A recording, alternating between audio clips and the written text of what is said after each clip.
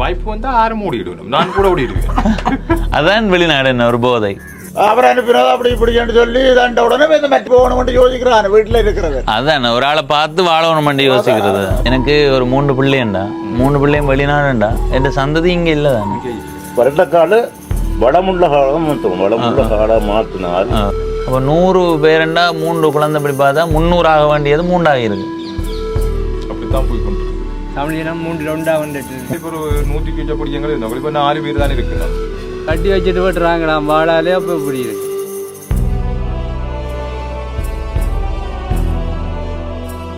வணக்கம் நண்பர்களே, நான் உங்கள் நண்பன் தட்சணாமூர்த்தி பவனீசன். இலங்கையிலே இருந்து வெளிநாடுகளுக்கு நிறைய பேர் போய்கொண்டிருக்கிறார்கள். போவது சரியா பிழையா என்பதை தாண்டி இலங்கையிலே இருந்து எதற்காக வெளிநாடு நோக்கி போய்கொண்டிருக்கிறார்கள் என்று இன்றைய நாளில் ஒரு சிலர்கிட்ட கேட்க போகிறோம். கேட்குற நேரம் அவர்கள் என்னென்ன பதில் சொல்கிறார்களோ அதை உங்களோடு பகிர்ந்து கொள்ள போகிறேன். இதுவரை பவனீசன் யூடியூப் சேனலை சப்ஸ்கிரைப் செய்யாதவர்கள் சப்ஸ்கிரைப் செய்து பக்கத்தில் இருக்கிற மணிப்பத்தன் பெல் ஐக்கானை அழுத்தி இணைந்திருங்கள். அப்போ தான் நான் போடுற ஒவ்வொரு காணொளியும் உங்களை வந்து சேரும். இதே மாதிரி எதிர்காலத்தில் மக்கள்கிட்ட போய் என்ன கேள்வியை கேட்கணும், எந்த விடயம் தொடர்பாக கேட்கணும்ன்றதை கருத்தாக பதிவு செய்யுங்கள். இல்லை என்றால் டிஸ்கிரிப்ஷனில் என்னுடைய வாட்ஸ்அப் எண் இருக்குது, அதுக்கு வந்து குரல் பதிவிலையோ அல்லது எழுத்துலையோ அனுப்பிவிட்டீர்கள் என்றால் நீங்கள் சொல்கிற விடயத்தை அடுத்த முறை உங்களுடைய பெயர் சொல்லி இந்த நாட்டிலே இருந்து இந்த நபர் இதை கேட்க சொல்லி இருக்கிறார் என்று சொல்லி அடுத்த காணொலியை பதிவிடுவேன். எனவே இப்போ நாங்கள் போய் வெளிநாட்டுக்கு ஏன் போகிறார்கள், போகிறதால என்ன பாதிப்பு வரும் என்றதை கேட்டறிய போகிறோம். இலங்கையில இருந்து நிறைய பேர் வெளிநாடுகளுக்கு போய் கொண்டிருக்கிறார்கள். ஏன் போகிறார்கள் என்று நினைக்கிறீங்க? சம்பாதிக்கிறதுக்காக தானே போகிறது. நல்லா தானே. ஏன் இங்கே சம்பாதிக்க முடியாமல் இருக்குன்னு சொல்கிறீங்க? கொடூரமான ஊராயும் போச்சு தானே. என்ன காரணம்? என்ன அந்த சண்டை வந்ததுல அழிஞ்சது ஜனங்கள் எல்லாம். அதுலேருந்து ஜனங்கள் பயந்து இந்தியாவில் போயும் வீடு கட்டி இருக்குனவா. அப்போ அந்த இப்போ மனம் பயத்திலான் இருக்குது. நாடு சீர் இல்லாத நாடு தான். அதால தான் மக்கள் வெளிநாட்டுக்கு போயிடுமா? அது இல்லை, அதுக்கு முந்தையும் 2 தான் போனோம், இப்போ கூடுதலாக போகும். அந்த நாளில் இந்த காலம் இல்லை, இப்போ இல்லை தான். ஏன் இங்கே இருந்து வேலை செய்து உழைக்க முடியாமல் இருக்கா? கட்டி வச்சுட்டு போட்டுறாங்களாம் வாழாலே. அப்போ இப்படி இருக்கு. அந்த பேப்பரில் பார்க்குறேன், கட்டி வச்சுட்டு போட்டுறான் நம்ம வாழாலே.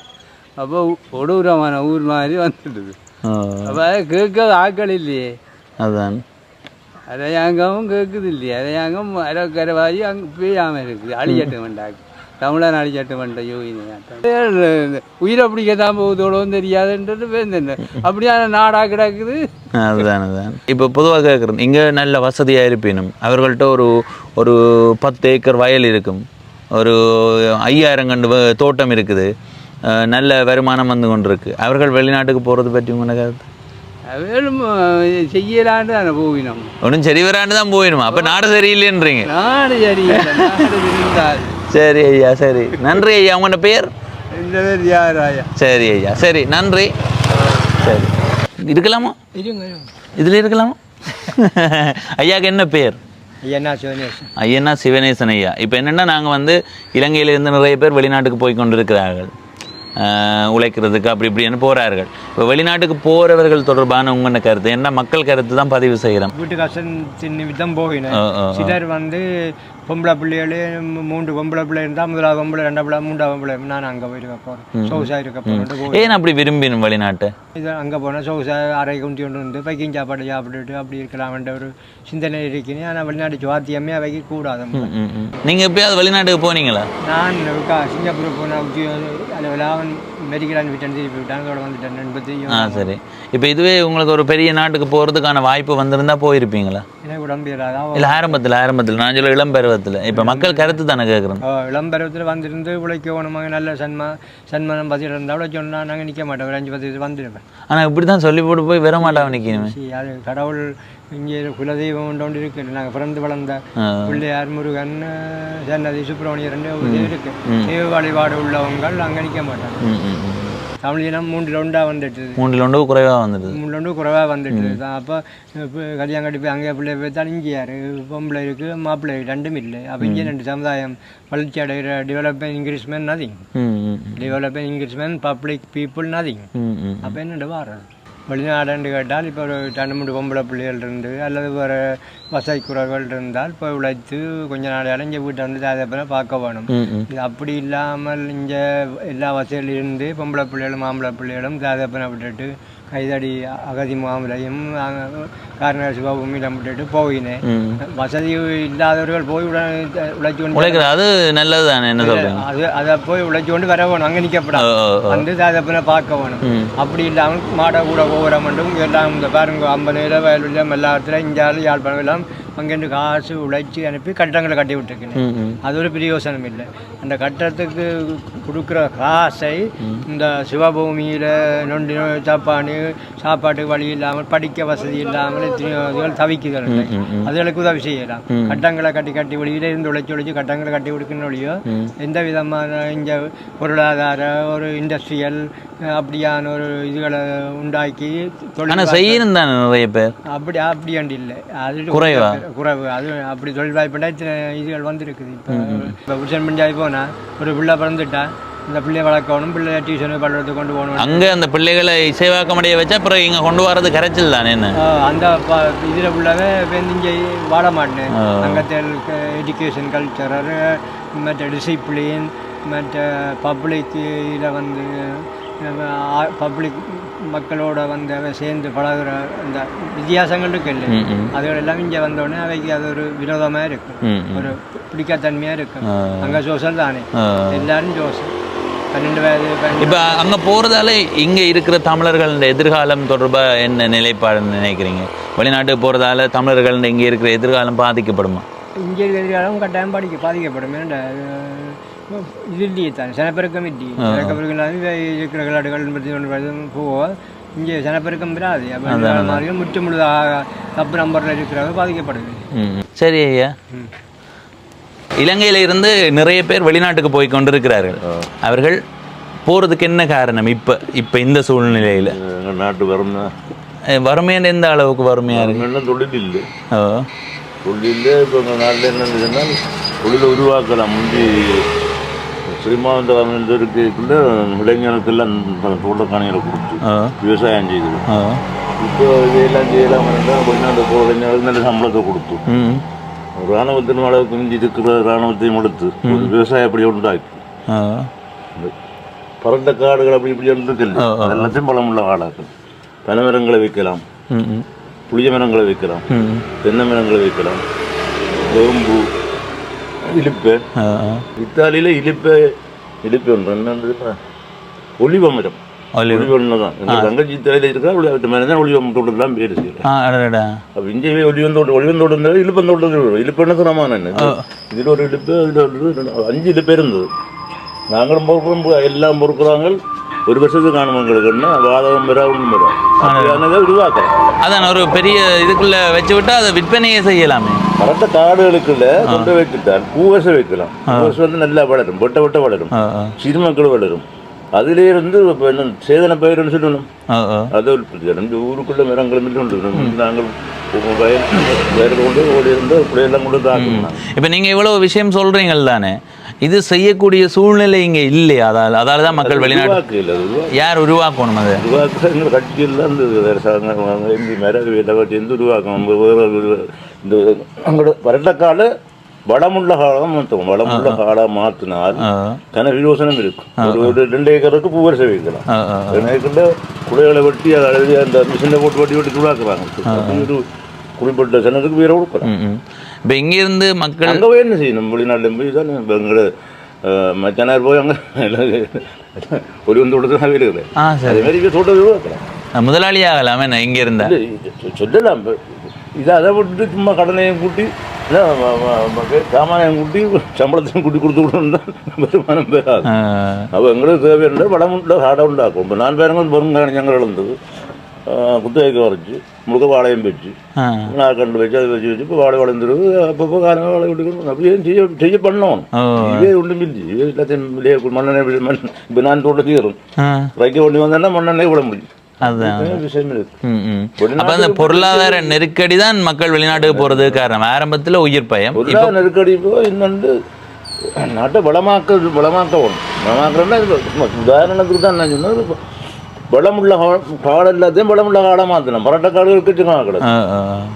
யாழ்ப்பாண பக்கங்களில் கரெக்ட் ஒன்றும் செய்யறது இல்லை. அங்கே இன்னும் வேடிக்கை அந்த பக்கம் பாரு கரெக்ட் தீர்ந்தாங்க உள்ள தீர்ந்தாங்க. அதை விட்டுட்டு சும்மா இதெல்லாம் ஒன்று யோசனை. வெளிநாட்டுக்கு மக்கள் போறதால என்ன பாதிப்பு? அது என்ன பாதிப்புன்னு நினைக்கிறீங்க? தமிழ் இனத்துக்கு என்ன பாதிப்பு? மக்கள் குறைஞ்சு கொண்டு அளவட்டி இவ்வளோ நம்பிட்டு அளவட்டியை போல இவ்வளோ வர ஜனமே இல்லை. முந்தைய போல இல்லை. சனத்தொகை குறையுமா? அவ்வளோ கடையெல்லாம் சும்மா கிடக்கு. முந்தைய கடை எடுக்கலாம், ஒரு சின்ன கடை கூட எடுக்கலாம். அவ்வளோ சனம் இருக்கு. இப்போ ஜனமெல்லாம் போயிட்டு இப்போவே நிறைய ஆக்கள் மாதிரி இருக்கு. இதை விட கூடவா என்ன அளவட்டியில்? அளவட்டியில் இருக்கு கடை. இது அந்த கோயிலுக்கு முன்னாடி கடை இல்லை. அதில் 3 கடை இருந்து சலூனுக்கு ஒரு கடை கொஞ்சம் கட்டி கொடுத்தாரு. இப்போ கடையெல்லாம் சும்மா கிடக்கு. ஜனம் இல்லை, தொழில் இல்லை. தமிழர்களுக்கு இதால் பாதிப்பு சனத்தொகை குறைகிறது. சனத்தொகை குறைஞ்சாலும் பிரச்சனை. சனத்தொகையும் குறை எல்லாருமே வெளியில் ஓடணும். வேறு இல்லை, ஒன்றும் இல்லை. நீங்கள் வெளிநாட்டுக்கு போயிருக்கிறீங்களா? அப்பயாவது நான் போகிறது வலிக்கிட்டு நான் இப்போ ஏன் நீங்கள் வலிக்கிட்ட நீங்கள் அப்போ நாட்டு பிரச்சனை ஒன்று ஜெர்மனி போகலிக்கிட்டேன். அப்போ நான் மற்ற நேரங்கள் மனுஷன் தம்பியார் கடிதம் போடுறான். இந்த வாரம் உங்களை போல இங்கே போல அப்போ நீங்கள் போகவே இல்லை? அவர்கிட்ட கதையை கேட்டு போகவே இல்லையா? கடிதம் எழுதுனேன். அப்போ கடிதம் தானே. அப்போ அதன் நான் இங்கே எவ்வளோ சொந்தமாக இருக்கும். அப்போ எப்படின்னா அதே போய் சொந்தமாக இருக்கணும். நான் சொல்லலாம், அந்த கஷ்டப்படுவேன். அப்போ உங்களுக்கு சந்தர்ப்பம் வந்து போகலையா?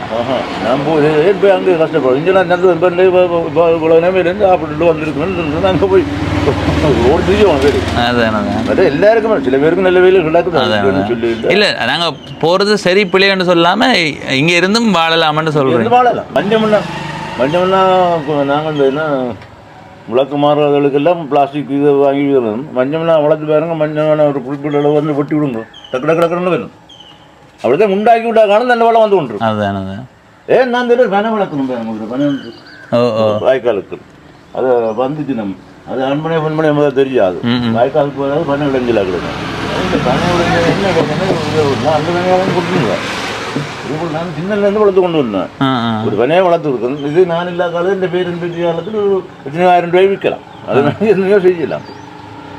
அது யோசிச்சு செய்யணும். சரி ஐயா, நன்றி நன்றி ஐயா. நிறைய பேர் இப்போ இங்கே இலங்கையிலேருந்து வெளிநாட்டுக்கு போய் கொண்டிருக்காருல, அவர்கள் போகிறதுக்கு என்ன காரணம்னு நினைக்கிறீங்க? என்னென்ன விருப்பத்தை போகும் யாரே தெரியும். இல்லை, அடிப்படையில் ஒரு காரணம்ன்றது இருக்குன்னு தானே. உழைக்கணும் போகுது. எங்கேருந்து உழைக்கல? வீடு உழைக்கணும் உழைக்கணும். நாங்களும் இங்கே வியாபாரம் இங்கே இவ்வளோ காலம் இங்கே இருக்கிறாங்க. எங்களுக்கு 6 வயது. அப்போ ஒரு பொதுவான ஒரு பிரச்சனை இருக்குன்னு தானே எல்லாரும் வெளிநாட்டுக்கு போகிறதால. ஏன் போகிறார்கள் எல்லாரும்?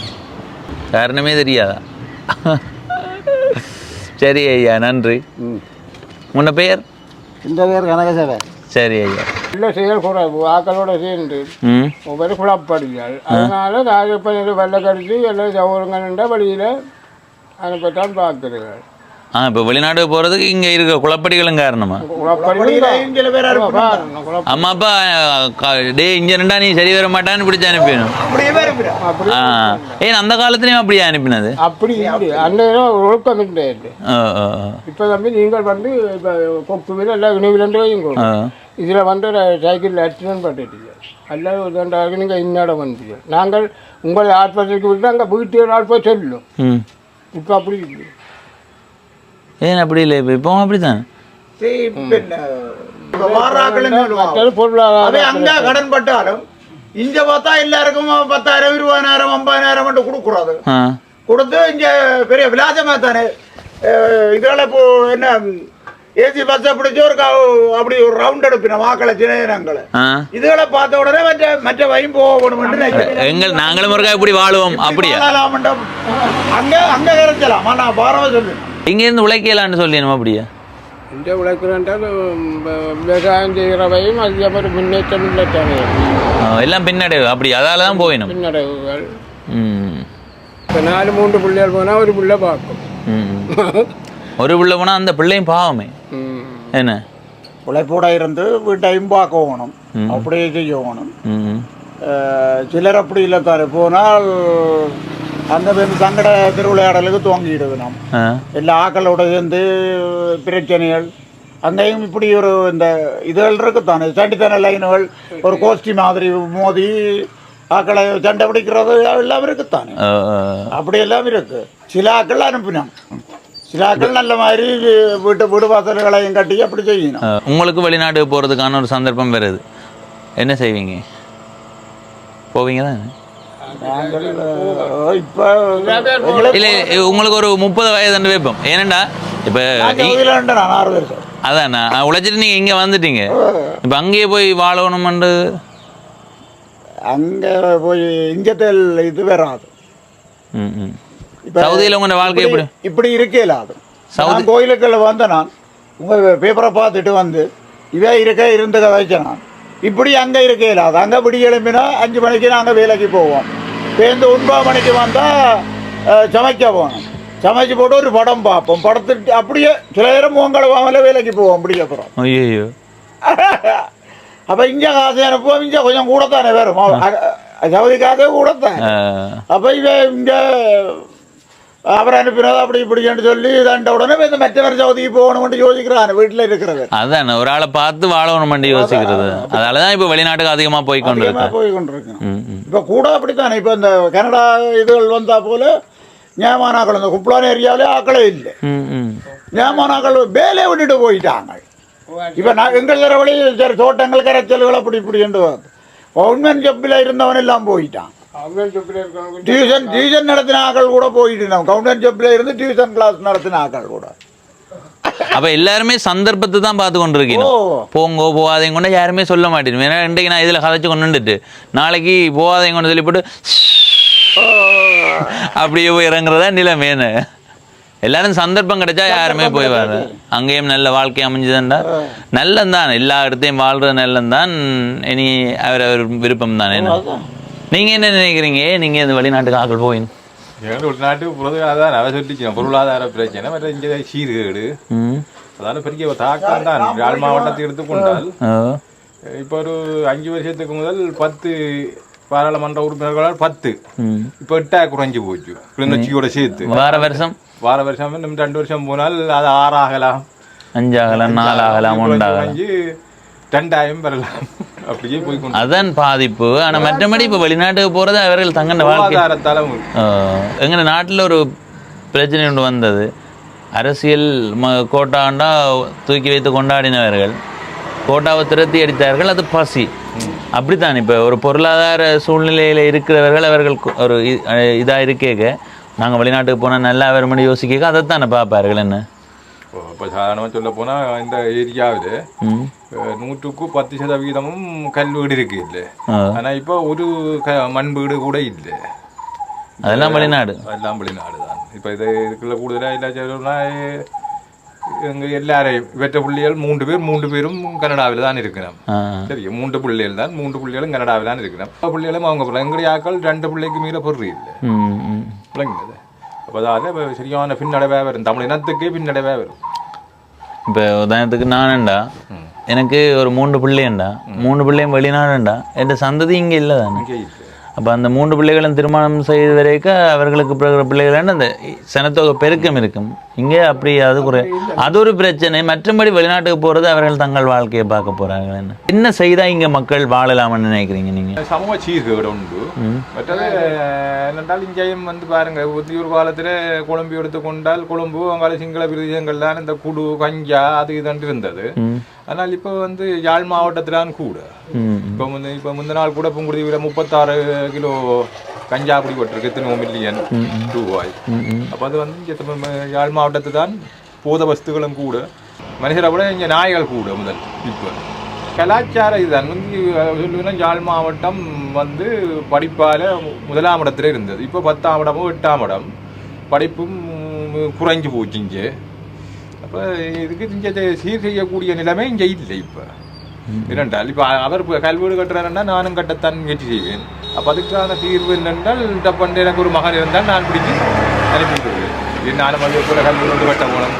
நானும் பொருளாதாரத்தை அது ஒரு ஆசை தானே. என்ன அதை குறைய சொல்ல முடியாது.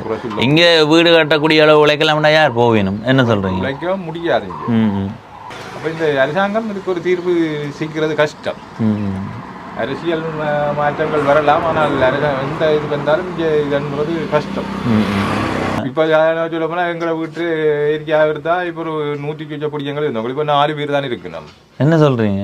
உண்மையா உண்மையில 4 பேரா இல்ல? உண்மையில 4 பேர் தான் இருக்கணும். பேர் கூட சொல்லுவேன் 4 பேர் தான் இருக்கு. என்ன உண்மையா சொல்றீங்களா? சொல்றேன். அதிலும் ஒரு ஆள் ஏஜென்ட்டுக்கு 35 லட்சம் கட்டி ஏமாந்து போயிருக்கு, அந்த அவரும் போடுவார் கிட்டடியில், அப்போ 3 ஆகிடும். அப்போ 100 பேருண்டா 3 குழந்தை படி பார்த்தா 300 ஆக வேண்டியது 3 ஆகிருக்கு. அப்படித்தான் போய் கொண்டிருக்கு. இது சிரிக்கிற விஷயம் இல்லைன்னு ஐயா, சிரிக்கிற விஷயம் இல்லை இது. இல்லை, 8ஆம் இடத்துல இப்போ இருக்கிற படிப்பை 12ஆம் இடத்துக்கு வந்தாலும் அரசாங்கத்துக்கு சந்தோஷமா இருக்கும், அவங்களுக்கு அது சந்தோஷமா இருக்கும். எவ்வளவுக்கு தமிழனா குட்டையிலுமோ அவ்வளவு குட்டை ஒன்று தான். எங்கள் நாட்டில் இன்னொரு 15 வருஷத்துல எப்படி நாடு இருக்குமென்னு நினைக்கிறீங்க? நாடு வந்து தமிழர்கள்ன்ற தொகை, தமிழர்ன்ற தொகை அப்போதான் சொன்னேனே 10 சீட்டு இருந்தது, எம்பி சீட்டு, இப்போ 8 ஆகிட்டது. இன்னும் ஒரு 3 வருஷத்துலேயே 5 ஆகிடும். இப்போ வெளிநாட்டுக்கு போகாமல் நிறைய பேர் இருக்கணும் இல்லை, வாய்ப்பு வந்தால் போகணுமா? வாய்ப்பு வந்தால் 6 மூடிடணும், நான் கூட ஓடிடுவேன். அதான் வெளிநாடு என்ன ஒரு போதை. நான் இன்றைக்கு இதுலேருந்து கதைச்சு கொண்டு இருக்கேன், நாளைக்கு எனக்கு ஒரு நல்ல சந்தர்ப்பம் வந்துச்சுன்னா நான் போடுவேன். வந்து வெளிநாடுன்றது ஒரு மதுவுக்கு அடிமையானவன், ஆனால் நான் போக மாட்டேன். என்னண்டு மதுவுக்கு அடிமையானவன் மது அருந்தவன் ஒன்ற மாதிரி தான் வெளிநாட்டுக்கு போகணும். அதுதான் கூடுதலான ஆக்கள் இருக்கணும். முந்தையெல்லாம் பெரிய பெரிய வீடுகள் எல்லாம் கட்டி இருந்தது தானே இங்கே உழைச்சி. அது வந்து இங்கே உழைச்சி விவசாயத்தில் ஒரு காலத்தில் 1974ஆம் ஆண்டு அளவில் சிறுமாண்டி அரசாங்கத்தில் முன்னேறினவே.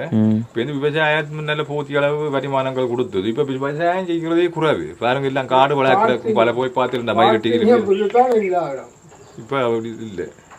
ஆனால் இது ஒரு பொன் விளையும் பூமி. இப்போ விவசாயம் பண்ணுறதும் பல பூண்டால் நினைவில் இது அணிஞ்சாலே எல்லாம் கூட இது பாருங்க, பல எல்லாம் இதெல்லாம் புந்தி பெரிய தோட்டங்கள் இதெல்லாம் காடுகள் அணிஞ்சால இது பொருளை தள்ளி போனால் ஆமி கணக்கு இடங்களை பிடிக்க விட்டுருக்கான், பிடிக்க விடாதுங்க கணக்கு கிடக்கு, எல்லாம் விவசாய கிராமம். அப்போ இதுகளை பார்த்து 15 காணிகளையும் ஆமி கைப்பற்றி வச்சிருக்கான், 10,000 ஏக்கர் வரப்பு. அப்போ அதாவது முடியான இது 2,000 ரூபாய் தங்கத்தின் ஒரு கரெக்ட் தங்கம் என்ன கண்டாலே தெரியாம இருக்க வேண்டிய பீட்ரூட் 1,800, போஞ்சி 1,700 நம்புள்ள, இங்க 550, 600, 150 ஆகும். 180 ரூபாய் 100 ரூபாய் போகுது. இப்படி இருந்தா வெளிநாட்டுக்கு சந்தர்ப்பம் இருந்தா யார் போக மாட்டேங்க. ஒரு கட்டத்துக்கு பிறகு அதான் ஒரு பசியண்டு வந்தா இன உணர்வு மறக்கப்படும். அதான் பசி வந்தா நாங்க சொல்றோம் இல்லை, இப்ப நாடு சனத்தொகை குறையுதுண்டு. இப்ப எங்களுக்கு பசி வந்ததுன்னா நாங்க என்னத்தை பார்ப்போம் ஐயா? எங்களுக்கு சந்தர்ப்பம் கிடைச்சா போகத்தான் பார்ப்போம்.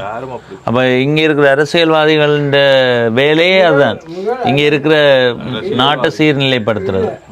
நாங்கள் சாதாரண பாமர மக்கள், ஆனால் படித்த அரசியல்வாதி இது வரைக்கும் அவங்க ஒற்றுமை. இப்ப தலைவருக்கு அடிபட்டு கொண்டு இருக்காங்க, தலைவருக்கு அடிபடுறாங்க. அடுத்தது இப்ப கோயில்ல சாமி தூக்குறதுக்கு ஆக்கள் இருக்கா? எல்லாமே கூடுதலான கோயில்களே பொம்புலிகள் என்று ஆதிக்கம் தான். தலைவர் பொம்புலியா இருக்கும், அப்படி இருக்காங்க. அது தெரிஞ்சு அதுல கோயில் அப்படித்தான் பொம்புலிகள் தான். ஏன்னா ஆண்கள் எல்லாம் வெளிநாடு சுவாமி தூக்குறது இல்லை, தூக்காக்கள் இல்லை. சரி, நன்றி மெனக்கிட்ட கதைச்சதுக்கு. இன்றைய நாளில் வெளிநாட்டுக்கு ஏன் போறார்கள் என்ற கேள்வி, என்ன காரணத்துக்காக, இங்கே என்ன பிரச்சனை இருக்குன்றதை கேட்டறிந்திருந்தோம். நிறைய பேர் பொருளாதார பிரச்சனை சொல்றார்கள். எங்களுக்கு பசி வந்தா எங்களுடைய இன உணர்வு, எங்களுடைய எதிர்காலம், எதை பற்றியும் நாங்கள் யோசிக்க மாட்டோம். அதை தாண்டி நிறைய பேர் தங்களுடைய குடும்பத்தை ஒரு நல்ல நிலைக்கு கொண்டு வரணும், தங்களுடைய வாழ்க்கையை ஒரு நல்ல நிலைக்கு கொண்டு வரணும். இங்கே இருந்தால் வாழ முடியாது, இங்கே இருந்தால் பசிதான் மிஞ்சும், நான் ஒரு வீடு கட்டணும், நான் ஒரு வாகனம் வாங்கணும், வீட்டில் அம்மா அப்பா நல்லா வச்சிருக்கணும்ன்றதுக்காக நிறைய பேர் வெளிநாட்டுக்கு போறார்கள். அவர்கள் எல்லாம் இந்த என்ன சொல்றோம், இங்கே இருந்தால் என்ன செய்ய முடியும்? ஏனென்றா இங்கே மரக்கறிகளினுடைய விலை நாளுக்கு ஒரு விலை வைக்குது, கரெக்ட் எல்லாம் 2,000 ரூபாய் வித்த காலமும் இருக்கு. எனவே இந்த மாதிரி இருக்கும்போது எப்படி இங்கே வாழ முடியும் என்ற சூழ்நிலையில் நிறைய பேர் வெளிநாட்டுக்கு போய் கொண்டிருக்கிறார்கள். இந்த காணொளி நான் பதிவிட்டது மக்கள் கருத்துக்காக. மற்றபடி பவனீசன் அவர்கள் வெளிநாட்டுக்கு போங்கோன்னு சொல்றார், பவனீசன் அவர்கள் வெளிநாட்டுக்கு போகாதீங்கன்னு சொல்றாருன்னு நீங்க நினைக்க தேவையில்லை. அது சொல்றதுக்கான உரிமை எனக்கு இல்லை. உங்களுடைய வாழ்க்கையை நீங்க தான் தீர்மானிக்க போறீங்க. என்னுடைய வாழ்க்கையை மட்டும்தான் என்னால் தீர்மானிக்க முடியும். தம்பிகளினுடைய ஆசையை நிறைவேற்ற முடியுமே தவிர தம்பிகள் எப்படி வாழ வேணும் என்றதை நான் தீர்மானிக்க முடியாது. அவர்கள் இலங்கையில் வாழ போறார்களா, வெளிநாட்டில் வாழ போறார்களா, இல்லையென்றா எனக்கு நண்பர்கள் வந்து வெளிநாட்டில் வாழ போறார்களா, இலங்கையில் வாழ போறார்களா, அவர்கள் தான் அதை தீர்மானிக்கணும். எனவே நீங்கள் இந்த காணொளியை பார்த்து வெளிநாட்டுக்கு இங்கே இருந்து ஏன் போறார்கள், என்ன காரணம், இலங்கையில் ஏன் வெளிநாட்டுக்கு போகாமல் வாழ முடியாதா, அப்படின்னா ஒரு காரணம் இருக்கும். அது என்ன காரணம்ன்றதை உங்களுடைய கருத்தாக பதிவு செய்யுங்கள். அதில் ஒரு கருத்து சொல்லப்பட்டது, பக்கத்தில் ஒரு ஆள் வீடு கட்டி உயர வரும்போது நானும் வெளிநாட்டுக்கு போனால் நல்லா வரலாம் என்ற ரீதியில் போகிறார்கள். இன்னொரு பக்கம் இன்னொரு ஐயா சொல்லியிருந்தார், வெளிநாட்டிலேருந்து வாரவர்கள் பெருமளவான பணத்தை, இப்போ ஒரு ஆள் வீட்டுக்கு பார்க்க போகிறாருன்னா அவருக்கு 10,000 ரூபா இந்தாங்க கொண்டு போங்க, நாங்கள் 20,000 ரூபான்னு கொடுக்கும்போது அவர்கள் யோசிப்பார்கள், எங்கள்கிட்ட 1 மாத உழைப்பு ஒரு சும்மா தந்துட்டு போகிறார்கள். அப்போ அந்த மாதிரி ஒரு ஆசை, பக்கத்தில் இருக்க அவர் இப்படி வளர்றார், அவர் வளர்ந்ததுக்கு காரணம் வெளிநாடு, அப்போ நானும் போவோம்னு போகிறார்கள். நன்றி, வணக்கம்.